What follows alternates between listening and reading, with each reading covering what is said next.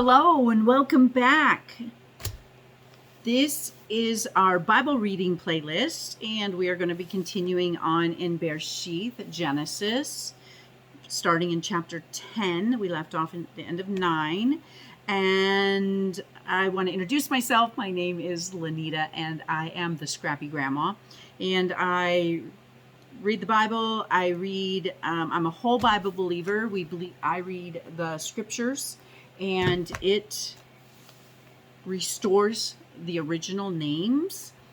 So in our contemporary Bibles, you'll probably see God and Lord, and that actually has what the name of Yahuwah, YHWH, or in Hebrew it's Yod He Vav He. Those are the letters, and that is translated Yahuwah, Yehovah, Yahweh. Everyone has a different translation to it. We only have the 4 consonants, so we're not sure about all of the vowels in there, but it has been replaced about 6,000 times through the Bible. So originally in Hebrew, where the Bible was written, it had his name, Yahweh. But because of the ineffable name doctrine, they took it out, and that's a whole nother story for another time. But they removed Yahuwah's name and replaced it with God and Lord. So I have my Bible that I read. It restores the names, and it also has a bunch of other Hebrew names in here. Because I have an English tongue, I'm not great at it, so please be patient, and I do apologize. I'm going to butcher these names, and I butcher them horribly, but I'm doing my best. My purpose is just to share my love of the word of the Lord, of Yahuwah with you, because, I knew I wanted to. I've read the Bible many times in the last 40 years since I first became a Christian. But a lot of it didn't make any sense. A lot of it I would skip over, especially like what we're going to go over today. A lot of the genealogy, where it's just a bunch of names of people that I don't know, and it didn't make any sense. So I was just like, yeah, blah, blah. Let's get to the good stuff. Let's see what's going on. Instead, now the Father had me slow down and really dissect. Well, before that, I asked him to please give me a love and a passion and a hunger and thirst for his word, because I wanted to read, but I'd find myself getting distracted all the time and putting it off and not getting to it. And I took it to him, and, wherever, anything we ask in his name, anything we ask, according to his will, he will answer us. So asking him to give me a love and a passion and a hunger and thirst for his word is definitely in his will, in his name, in something he wants as well. And he did. And so I just want to share my passion and my love for the word of Yahuwah with anyone he sends to listen. So that's my purpose. And I also do Torah portion readings, so you'll see in another playlist. I'm also the Scrappy Grandma on Instagram, and I do scrappy cooking and basically give hope and encouragement and real ideas to how to get along in today's world.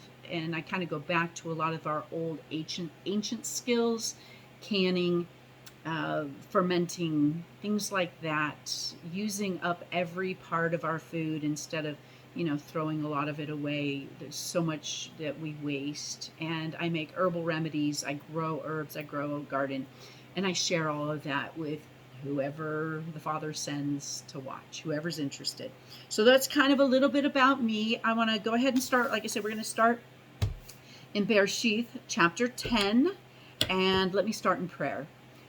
Father Yahuwah, thank you so much for this opportunity to share your word and my love and passion that you've given to me to share it with others. And I pray that you bring the people that are supposed to be hearing this word, and we can develop a community around you and your word, and we can grow and help one another grow and be united in you, which I know is what your heart longs for the most. So thank you once again for this opportunity. I'm humbled, and I ask that you help me through the words and to not use too much, and for it to be something that people can understand and relate to, and give insights that you've given to me. And I just pray that you are in complete control, and it glorifies and blesses you above all. In Yeshua's holy name. Amen. Okay, so Bereshith, which is Genesis chapter 10. And this is the genealogy of the sons of Noah: Shem, Ham, and Japheth. And sons were born to them after the flood. So the flood, they've established themselves, and now they're creating their families. 2. The sons of Japheth: Gomer and Magog, and Madai, and Yawan, and Tubal, and Meshech, and Tiras. And the sons of Gomer: Ashkenaz, and Riphath, and Togarmah. And the sons of Yawan: Elisha, and Tarshish, Kittim, and Dodaim. From these, the coastland peoples of the nations were separated into their lands, everyone according to his language. Now, this is before the Tower of Babel. Well, this is before, during, and after. These are the generations before, during, and after the Tower of Babel. So that's why when it says, that they were separated into the lands, everyone according to their language, that is what eventually happens at the Tower of Babel, which we're going to get to a little bit down the road here. So, according to his language, according to their clans, into their nations. 6. And the sons of Ham: Cush and Mitzrayim. Mitzrayim is actually Egypt. It's translated Egypt. So, and I encourage you to, if you don't have your Bible with you now, pause this video and go grab your Bible and read along with me. Or if you're driving in your car, it's a perfect place to listen. I do a lot of listening to different books and things in my car when I'm driving. So, but if you do have your Bibles, follow along. Some of these words might be different because I do use a Bible with the restored names. So in mine it says Mitzrayim, and yours it probably says Egypt, unless you have one that has the restored names. So 6. And the sons of Ham: Cush, and Mitzrayim, and Put, and Canaan. And the sons of Cush: Seba, and Havilah, and Sabta, and Ramah, and Septica. And the sons of Ramah: Sheba, and Dedan. And Cush brought forth Nimrod. He began to be a mighty one on the earth. He was a mighty hunter before Yahuwah. Therefore it is said, like Nimrod, the mighty hunter before Yahuwah.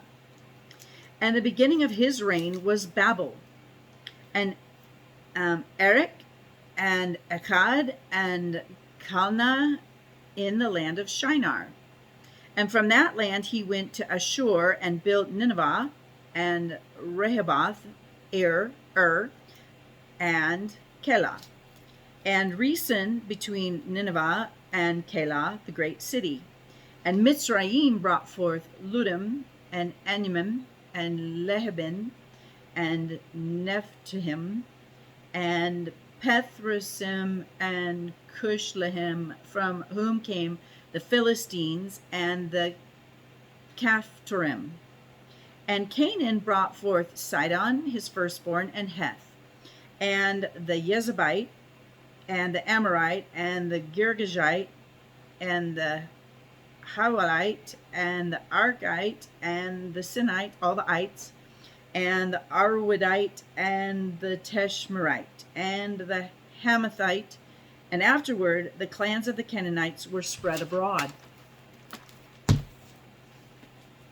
And the border of the Canaanites was from Sidon as you go towards Gerar, as far as Azah, A-Z-Z-A-H, as you go towards Sodom and Amorah.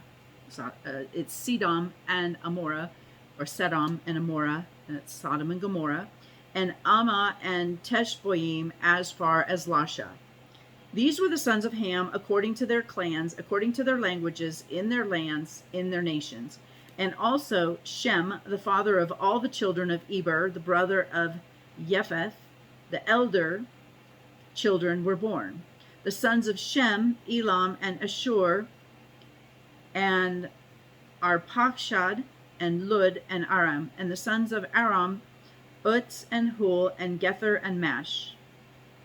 And Arpachshad brought forth Shelah, and Shelah brought forth Eber. And to Eber were born two sons. The name of one was Peleg, for in his day the earth was divided, and his brother's name was Yoktan, Yoqtan. And Yoktan brought forth Ammadad, and Shelah, and Hatzarmaweth, and Yerah, and Hadaram, and Uzal, and Diklah, and Obal, and Abanel, and Sheba, and Ophir, and Havilah, and Yobab. All were the sons of Yoktan. And their dwelling place was from Mesha as far as you go towards Sephar, a mountain in the east. Sephar, Sephar. These were the sons of Shem, according to their clans, according to their languages, in their lands, according to their nations. These were the clans of the sons of Noah, according to their generations, in their nations. And from these the nations were divided on the earth after the flood. And all the earth had one language and one speech. And it came to be, as they set out from the east, that they found a plain in the land of Shinar, and they dwelt there. And they said to each other, "Come, let us make bricks and bake them thoroughly." And they had brick for stone, and they had asphalt for mortar.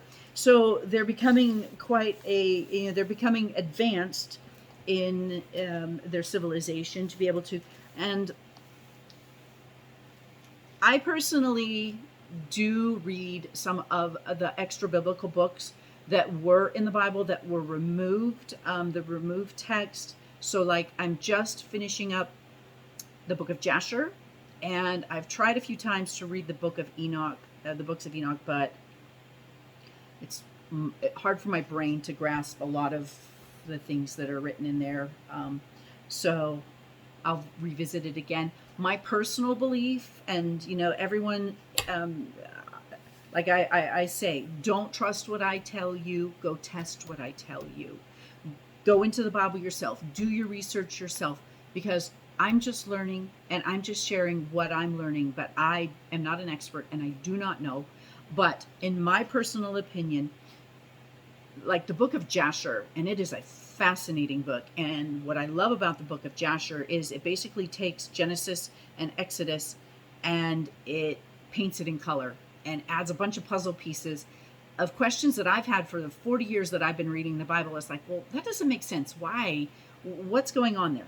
Like that's coming up here with the Tower of Babel. I've always had questions about it. Or like, okay, the question of Cain and Abel's, back in the beginning with Cain and Abel's offerings. It's like, well, why was Yahuwah so ticked off at Cain because of what he brought? And I've now been learning, especially in this last Torah portion about the sacrifices, that Yahuwah taught Adam about the sacrifices, and Adam taught his sons, and Abel brought a blood sacrifice, and Cain didn't. And that was one of the things that I had learned. But in the book of Jasher, sorry, I got off track, but the book of Jasher, what it does, like I said, it adds so much detail. And the book of Jasher is actually referred to a few times throughout the scriptures. So that tells me that the people read the book of Jasher.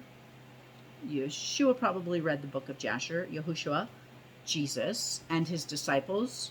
It was literature that they read about history. So I find that I can read it too. I read it prayerfully. Just all the extra biblical books, I read them prayerfully, and I ask the Father for discernment as I read them. But so this part is really fascinating in the book of Jasher. So if that's something, I actually listen to it on YouTube, like when I'm driving or doing the dishes or things like that. I listen to it. I don't sit down and read it. If I'm going to read, I'm going to spend my time reading the Word. The rest of it, I listen to. So, apologize, little rabbit trail there, but I'm going to come back here. So, chapter 11, and all the earth had one language and one speech, and it came to be as they set out from the east, that they found a plain in the land of Shinar, and they dwelt there. And they said to each other, "Come, let us make bricks and bake them thoroughly." And they had brick for stone, and they had asphalt for mortar. And they said, "Come, let us build ourselves a city and a tower whose top is in the heavens, and make a name for ourselves, lest we be scattered all over the face of the earth." Right there, they're going against what Yahuwah had commanded in the very beginning is, be fruitful and multiply and go out and take dominion. And they're like, no, let's stay together and more so rely on each other instead of, spread out and rely on Yahuwah. And from some of the extra biblical, this is part I never understood. Let's build ourselves a city and a tower whose top is in the heavens, and make a name for ourselves, lest we be scattered all over the face of the earth. So they're wanting to make a name for themselves, but in some of the extra books, what I've understood is they were actually building the tower into the heavens to be able to go up and have a war with Yahuwah and basically take over the heavens and become gods themselves, which goes all the way back to the Garden of Eden from the very beginning. Actually goes all the way back to when Lucifer or Hasatan or whatever we call him, where the angels, they rebelled and they wanted to be God themselves. And when he talked to Eve, he told her, no, it's wrong. Once you eat of this fruit, your eyes will be opened and you'll be like a god yourself. And so that's always man's bent, is to become his own god. And that's where our challenge in life is that to relinquish and let Yahuwah be God, and we serve and follow him. So now, like I said, I would read this and go, well, what's the big deal? So they make a tower and they want to make a name for themselves, and they want to stick together, but it was going against what Yahuwah had actually told them to do. They were being disobedient. So then Yahuwah came down to see the city and the tower which the sons of men had built. And Yahuwah said, "Look, they are one people, and they all have one language, and that is what they begin to do. And now they're not going to be withheld from doing whatever they plan to do. Come, let us go there and confuse their language." I always love it when he says, "Come, let us," because he's talking to the Word. He's talking to our Messiah, Yahushua, his son. And I love when he says, "let us." I don't know, one of my things. "Come, let us go there and confuse their language, so that they do not understand one another's speech." And Yahuwah scattered them from there over the face of all the earth, and they left off building the city. That is why its name is called Babel, because there Yahuwah confused the language of all the earth, and from there Yahuwah scattered them all over the face of the earth. This is the genealogy of Shem.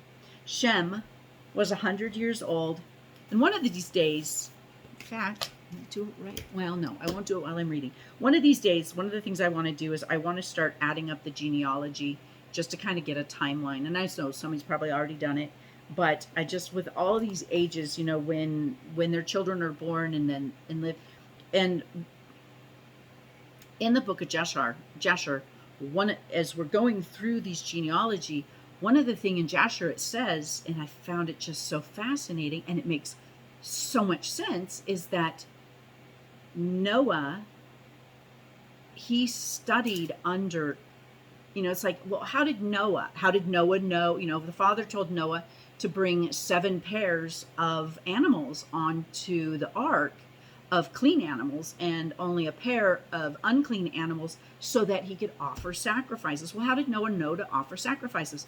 Well, in Joshua explains that Noah actually lived with Enoch, and and Enoch walked with God. And Enoch taught Noah, and Noah taught his sons. And Shem was taught from Noah, who was taught from Enoch. So all of these generations kind of bleed together, or, because they lived for hundreds of years, you could have 5 or 6, 7 generations all living at the same time.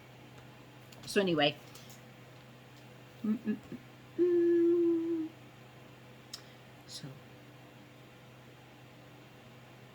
this is the genealogy of Shem, Noah's son. Shem was 100 years old and brought forth Arpachshad 2 years after the flood. So 2 years after the flood, Arpachshad was born. And after he brought forth Arpachshad, Shem lived 500 years and brought forth sons and daughters. And Arpachshad lived 35 years and brought forth Selah. And after he brought forth Selah, Arpachshad lived 403 years and brought forth sons and daughters. And Selah lived 35 years and brought forth Eber. And after he brought forth Eber, Selah lived 403 years and brought forth sons and daughters. And Eber lived 34 years and brought forth Peleg. And after he brought forth Peleg, Eber lived 430 years and brought forth sons and daughters. And Peleg lived 30 years and brought forth Reu. And after he brought forth Reu, Peleg lived 209 years and brought forth sons and daughters. And Reu lived 32 years and brought forth Serug. And after he brought forth Serug, Reu lived 207 years and brought forth sons and daughters. And Serug lived 30 years and brought forth Nahor. And after he brought forth Nahor, Serug lived 200 years and brought forth sons and daughters. And Nahor lived 29 years and brought forth Terah. And after he brought forth Terah, Nahor lived 119 years and brought forth sons and daughters. And Terah lived 70 years and brought forth Abram, Nahor, and Haran. And this is the genealogy of Terah. So Terah comes from Shem, which comes from Noah. And Terah is Abram, Abraham's father. Some great stories about Terah in the book of Jasher. And it explains so much more about Terah and Abram. And Terah was actually an idol maker. He carved idols. That was his job, his living. He carved idols out of wood and stone and sold them. And Abraham had a real problem with that. So, but anyway, okay. So Terah. So as you can see, all of them, they lived, 400 years, 300 years, 200 years. You can see where you can have several generations still alive at the same time. Unlike us today, where we're really fortunate if, we grow up with our great-grandparents. Well, these they had their great-great-great-great-great-grandparents still alive, which was fascinating to me. So, okay. Nahor lived 29 years and brought forth Terah. And after he brought forth Terah, Nahor lived 119 years and brought forth sons and daughters. And Terah lived 70 years and brought forth Abram, Nahor, and Haran. And this is the genealogy of Terah. Terah brought forth Abram, Nahor, and Haran brought forth Lot.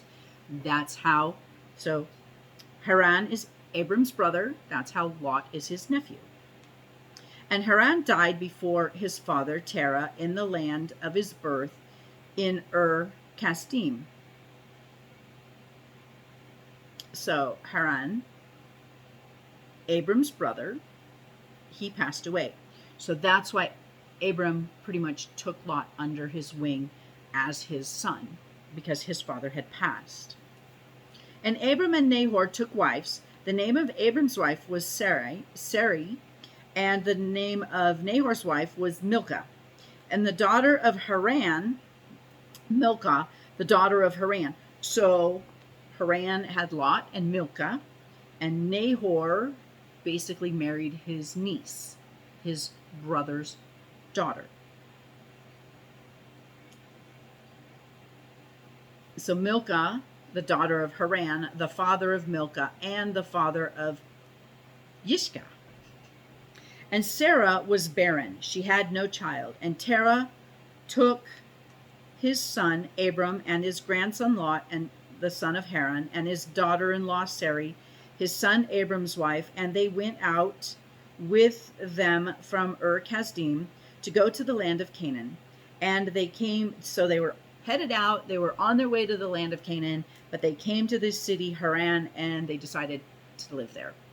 Now, this is a pagan nation doing pagan worship. So, Terah, he's, right in place to be an idol maker, So, and the days of Terah came to be 205 years, and Terah died in Haran. And Yahuwah said to Abram, go yourself out of your land, from your relatives, and from your father's house, to the land which I show you. And I shall make you a great nation, and bless you, and make your name great, and you shall be a blessing, and I shall bless those who bless you, and curse those who curse you. And in you all the clans of the earth shall be blessed. That means all of us. All of us are blessed because of the promises to Abram from Yahuwah. So Abram was obedient. So Abram left as Yahuwah had commanded him, and Lot went with him. And Abram was 75 years old when he set out from Haran. Now, he has no children, but Lot, his nephew, he's going with him. So Abram took Sarai his wife, and Lot his brother's son, and all their possessions that they had gathered, and the beings that they had acquired in Haran. I always thought that was interesting. And the beings that they required. Are they servants? Are they just people who believe the same way they do and want to hang out and travel with them? I thought that was interesting. And they set out for the land of Canaan. And they came to the land of Canaan. 12:6. And Abram passed through the land to the place of Shechem, as far as the terebinth tree of Moreh. And at that time the Canaanites were in the land. And Yahuwah appeared to Abram and said, to your seed I give this land. And he built there a slaughter place, an altar to Yahuwah, who had appeared to him. And from there he moved to the mountain east of Bethel. And he pitched his tent with Bethel on the west and Ai on the east. And he built there a slaughter place, an altar to Yahuwah, and he called on the name of Yahuwah. And Abraham set out, continuing towards the south. And a scarcity of food came to be in the land, and Abram went down to Mitzrayim to sojourn there. For the scarcity of food was severe in the land, and it came to be that he was close to entering Mitzrayim, Egypt, when he said to Sarai, his wife, see, I know that you are a beautiful woman to look at, and it shall be when the Mitzrayites see you that they shall say, this is his wife, and they shall kill me, but let you live. Please say you are my sister, so that it shall be well with me for your sake, and my life be spared because of you. And it came to be when Abram came to Mitzrayim that the Mitzrayites saw the woman, that she was very beautiful, and Pharaoh's officials saw her and praised her before Pharaoh, and the woman was taken to Pharaoh's house. And he treated Abram well for her sake, and he had sheep and cattle and male donkeys and male and female servants and female donkeys and camels. But Yahuwah plagued Pharaoh and his house with great plagues because of Sarai, Abram's wife. This one always makes me scratch my head. I just don't understand how he just blatantly lied, which I guess it's not quite a lie, because Sarai was his half-sister, if I understand correctly. But still, he was deceptive, and he gets blessed, and Pharaoh gets cursed. Just one of those things makes you go, how does that work? So, 12:18. And Pharaoh called Abram and said, what is this you have done to me? Why did you not inform me that she was your wife? Why did you say she is my sister? And so I was going to take her for my wife. Look, here is your wife. Take her and go. And Pharaoh commanded his men concerning him, and they sent him away with his wife and all that he had. And Abram went up from Mitzrayim to the south, and he and his wife and all that he had, and Lot with him. And Abram was very rich in livestock and silver and in gold. And he went on his journey from the south as far as Bethel, to the place where his tent had been at the beginning, between Bethel and Ai, to the place of the slaughter place which he had made there at first. And there Abram called on the name of Yahuwah. Now Lot, who went with Abram, also had flocks and herds and tents, and the land was not able to bear them, that they might dwell together, for their possessions were great, so that they could not dwell together. And there was strife between the herdsmen of Abram's flock and the herdsmen of Lot's livestock. And at the time, the Canaanites and the Perizzites dwelt in the land. Then Abram said to Lot, "Let there be no strife between you and me, and between my herdsmen and your herdsmen, for we are brothers. It is not all the land before you? Please separate from me. If you take the left, then I'll go to the right. Or if you go to the right, then I'll go to the left." I just always find this so fascinating that Abram trusted Yahuwah completely, that whatever Lot he gave Lot the choice, but whatever Lot chose, Yahuwah was going to take care of Abram. And if we could learn to hold on to things loosely and trust Yahuwah and let other people make their choices and their decisions, knowing that Yahuwah is going to take care of us, how much better would that be? Because how many times do we make bad decisions and make bad choices and try to hold on to things that are no longer good for us or serving us well, when we just release it, let it go, leave it up to the Father, and let people, if people want to be greedy and take the best, let them take the best. Because you're blessed. You're in covenant with Yahuwah. You are blessed, and he is going to take care of you and give you what he has already put aside and set apart for you. So anyway, I love this part where he just, hey Lot, you decide. You want to go to the left? I'll take the right. You want to take the right? I'll take the left. And Lot shows his character here. And Lot lifted his eyes and saw all the plains of the Jordan, all the plains of the Jordan, that it was well watered everywhere, before Yahuwah destroyed Sodom and Amorah, like the garden of Yahuwah, like the land of Mitzrayim, as you go towards Sor. So Lot chose for himself all the plains of the Jordan, and Lot moved east. Thus they separated from each other. Abraham, dwelling in the land of Canaan, he already knew, he was already promised the land of the Canaanites. So he had nothing to lose by allowing Lot to choose. Abram dwelling in the land of Canaan, and Lot dwelling in the cities. Now I find it interesting. He says he's all this lush land, but then he goes and he lives in the city. Doesn't make any sense to me. But once again, kind of shows Lot's character. Abraham dwelling in the land of Canaan, and Lot dwelling in the cities of the plain, and pitched his tent as far as Sodom. But the men of Sodom were evil and sinned before Yahuwah exceedingly so. And after Lot had separated from him, Yahuwah said to Abram, "Now lift up your eyes and look from this place where you are northward and southward and eastward and westward. For all the land which you see I shall give to you and your seed forever.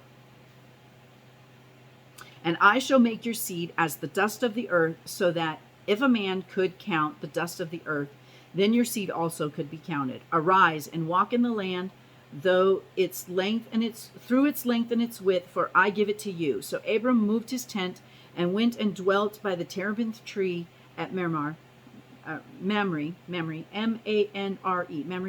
which are in Hebron, and built a slaughter place there to Yahuwah. 14.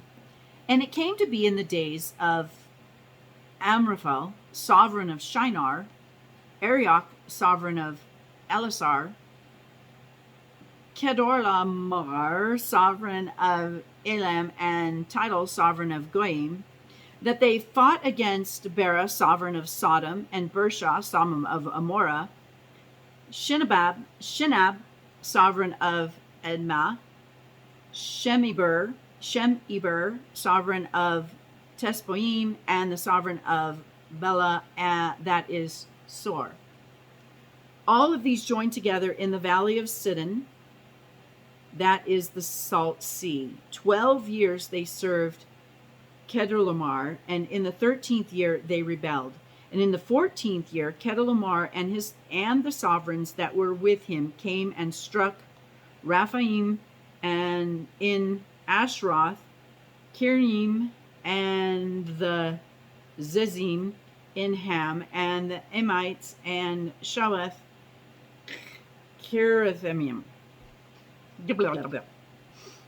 and the Horites in their mountain of Seir as far as El Paran, which is by the wilderness. And they turned back and came to En Misfat, that is Kadesh, and struck all the country of the Amalekites, and also the Amorites who dwell in Hadasetzin Tamar. And the sovereign of Sidom, and the sovereign of Amorah, and the sovereign of Abda, and the sovereign of Tusboim, and the sovereign of Bela, that is Sur, went out and joined together in battle in the valley of Siddim against Chedorlaomer, sovereign of Elam, and Tidal, sovereign of Goyim, and Aramatha, sovereign of Shinar, and Arioch, sovereign of Elasar, 4 sovereigns against 5. And the valley of Sidon had many tar pits. Interesting. And the sovereigns of Sedom and Amorah fled and fell there, and the remainder fled to the mountains. And they took all the goods of Sodom and Amorah and all their food and went away. And they took Lot, Abram's brother's son, who dwelt in Sidom, and his goods, and left. And one who had escaped came and informed Abram the Hebrew, for he dwelt by the terebinth trees of Mamre, the Amorite brother of Eshcol, the brother of Anar, and they had a covenant with Abram. And then Abram heard that his brother was taken captive. He armed his 318 trained servants. So he did accumulate a lot of people, and obviously they're servants, but 318 trained servants. So that means he had more, but he had 318 trained servants who were born in his own house. So these 318 were born with him throughout his time. They were born in his house and went in pursuit as far as Dan. And he and his servants divided against them by night and struck them and pursued them as far as Habath, which is on the left of Damascus. So he brought back all the goods, and also brought back his brother Lot and his goods, as well as the women and the people. And after his return from the striking of Chedorlaomer and the sovereigns who were with him, the sovereign of Sodom came out to meet him in the valley of Shoah, that is the sovereign's valley, and Melchizedek. Melchizedek. We'll hear more about Melchizedek. Melchizedek, servant of Salem, brought out bread and wine. Now he was a priest of the Most High El. So Melchizedek was a priest of Yahuwah. And he blessed him and said, "Blessed be Abram, the Most High of El, possessor of the heavens and earth. And blessed be the Most High El, who has delivered your enemies into your hand." And he gave him 1/10 of all. And the sovereign of Sidom said to Abram, "Give me the people and take the goods for yourself." But Abram said to the sovereign of Sidom, "I have lifted my hand to Yahuwah, the Most High El, the possessor of the heavens and the earth, not to take a thread or a sandal strap or whatever is yours, lest you should say that I have made Abram rich. Except only what the young men have eaten, and the portion of the men who went with me, Anar, Eshcol, and Mamre, let them take their portion." 15. After these events, the word of Yahuwah came to Abram in a vision, saying, "Do not be afraid, Abram. I am your shield. Your reward is exceedingly great." How beautiful. And Abram said, "Master Yahuwah, what would you give me, seeing I go childless, and the heir of my house is Eliezer of Damascus?" And Abram said, "See, you have given me no seed, and see, one born in my house is my heir." And see, the word of Yahuwah came to him, saying, "This one is not your heir, but he who comes from your own body is your heir." And he brought him outside and said, "Look now towards the heavens and count the stars if you are able to count them. And he said to him, so are your seed. And he believed in Yahuwah, and he reckoned it to him for righteousness, because he had faith and he believed what Yahuwah, the Creator, had told him. It was reckoned to him as righteousness. And he said to him, I am Yahuwah, who brought you out of Ur-Kasdim to give you this land to inherit it. And he said, Master Yahuwah, whereby do I know that I possess it? And he said to him, bring me a 3-year-old heifer and a 3-year-old female goat and a 3-year-old ram and a turtle dove and a young pigeon. And he took all of these to him, and he cut them in the middle, and he placed each half opposite of each other, but he did not cut the birds. And the birds of prey came down on the carcasses, and Abram drove them away. And it came to be, when the sun was going down, and a deep sleep fell upon Abram, that a frightening great darkness fell upon him. And he said to Abram, know for certain that your seed are to be sojourners in the land that is not theirs, and shall serve them, and they shall afflict them for 400 years.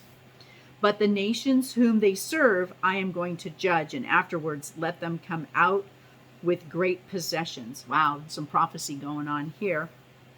Now, as far as you are to go to your fathers in peace. You are to be buried at a good old age. Then, in the 4th generation, they shall return here, for the crookedness of the Amorites is not yet complete. And it came to be, when the sun went down and it was dark, that a smoking oven, a burning torch, passing between those pieces.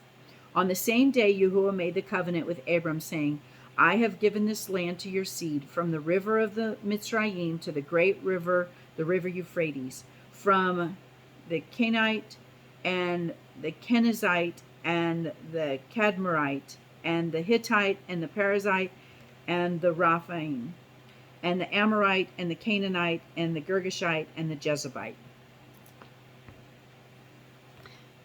So I am going to stop here. That's the end of 15, because we're about at 42 minutes. So I want to I don't want to make this, go too long. And like I said, I try to do 4 or 5 chapters. So we'll start next week on chapter 16. If you have any insight, questions, comments, please put them in the comments below. I would really love to come together and feast on his word together with you. And I'd love to learn from you and to share information about our Father's instructions, our guidebook. So be blessed. Have a fabulous day. Father Yah, I pray blessings upon all that you bring to listen and hear and read the word with me. Father, bless their lives and bring them about to the purpose that you have created. Bring about the purpose that you have created them in their life, for them in their lives. And thank you for this opportunity to share your word, living word, with others. In Yahushua's mighty name. Amen. Be blessed, and we'll see you next week. Thank you. Bye.